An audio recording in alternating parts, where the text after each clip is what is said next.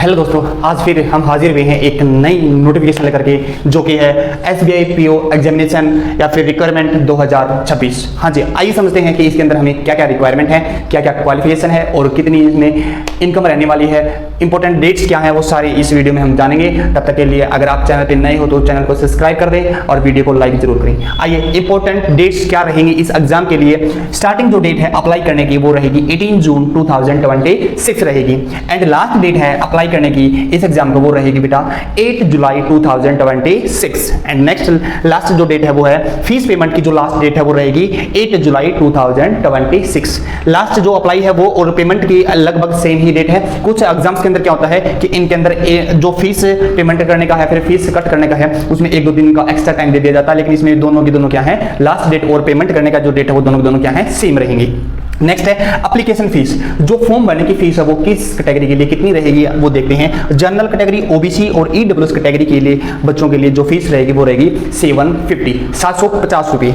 और जो other category है, एससी है, एसटी है, पीडब्ल्यू पीवीडी है, उनके लिए कोई फीस नहीं होगी फॉर्म की। और जो फीस का एप्लीकेशन फीस है, इसकी जो मोड है पेमेंट करने की मोड है वो रहेगी हमारी ऑनलाइन। इसके लिए कोई ऑफलाइन सुविधा नहीं है, सिर्फ और सिर्फ हम ऑनलाइन फीस इसकी है। कि टोटल नंबर ऑफ वैकेंसीज कितनी है इसके अंदर, टोटल नंबर ऑफ वैकेंसीज हैं, पोस्ट हैं वो हैं 1500।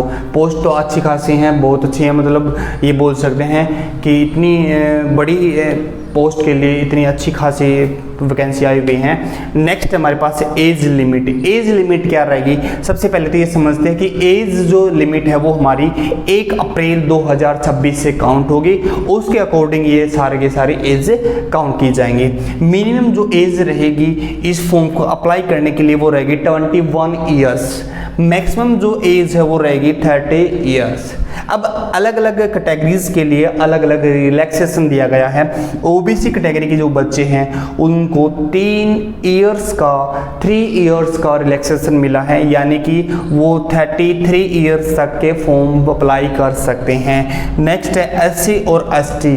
एससी और एसटी के जो स्टूडेंट्स हैं वो उनको 5 इयर्स का रिलैक्सेशन मिला है, यानी कि वो 30 + 5 35 इयर्स तक के जो कैंडिडेट हैं वो फॉर्म अप्लाई कर सकते हैं। नेक्स्ट है पीडब्ल्यूबीडी, उनको अप टू 15 इयर्स रिलैक्सेशन मिला है। और लास्ट में आती है एलिजिबिलिटी। इसके लिए हमारे पास क्या रिक्वायरमेंट है, हमारी ग्रेजुएशन कंप्लीट होनी चाहिए किसी भी यूनिवर्सिटी से, किसी भी अच्छी यूनिवर्सिटी से। ये नहीं है कि मतलब डिग्री कहीं से खरीद ली और हमने लगा दी।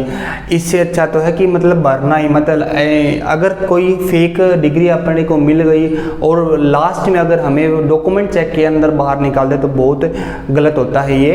तो इससे अच्छा कि कहीं अच्छी यूनिवर्सिटी से, अच्छी कॉलेज से हमें डिग्री कंप्लीट करनी है और वही यहाँ पे अप्लाई करनी है।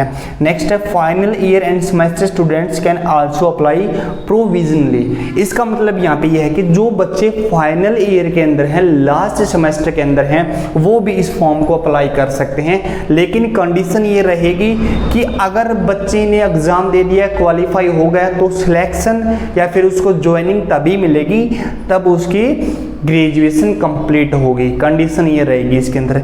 लास्ट में जो आता है वो आता है हमारे पास इसमें पे स्केल। जो सबसे ज़्यादा मोटिवेट करने वाला जो चीज़ होती है वो होती है पे स्केल। तो इस पोस्ट के लिए अच्छा खासा पे स्केल रहने वाला है, जो कि 50,000 प्लस सैलरी मिलने वाली है।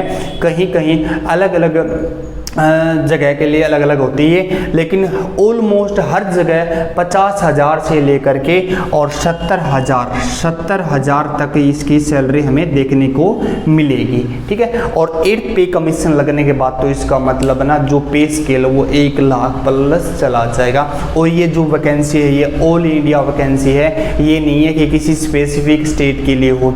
ऑल इंडिया में आपको कहीं भी वैकेंसी देखने को मिल सकती है और ज्वाइनिंग भी आपको ऑल इंडिया में कहीं भी मिल सकती है।